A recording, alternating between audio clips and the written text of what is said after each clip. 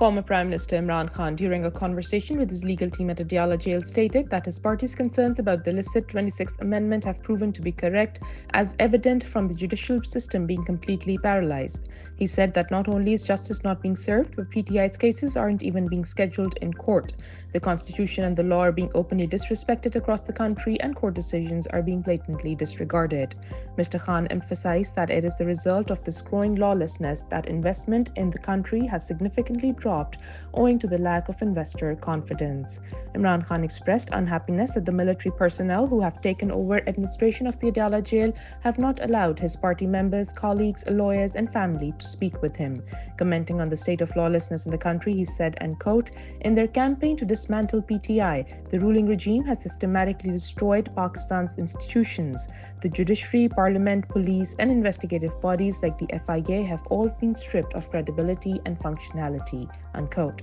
The former premier has been in arbitrary detention for 630 days, while he has not been allowed his court-mandated family visits for 36 days. A mission has no deadline, says Pakistan Tehreek-e-Insaf's founding chairman Imran Khan. Friday marked 29 years since Imran Khan launched his movement for justice, and with faith, determination, and unwavering resolve, he continues to fight for his people. In a special message from Adiala jail on PTI's 29th Foundation Day, Imran Khan saluted every worker, supporter, and voter of PTI. He stated that PTI is not just a political party, but a movement. He said, and quote, "A movement that stands boldly against unconstitutional forces, defends the independence of the judiciary, and demands the complete autonomy of all state institutions." Mr. Khan reminded the nation that PTI is the largest and most popular political force in Pakistan's history, being the only federal party representing all 4 provinces.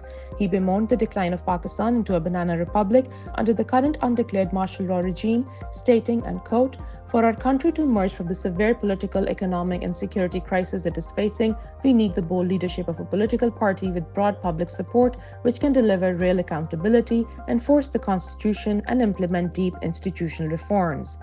Imran Khan recognized the struggle of the overseas Pakistanis who are with us on the front lines of our struggle to restore democracy, justice, and constitutional supremacy in our country.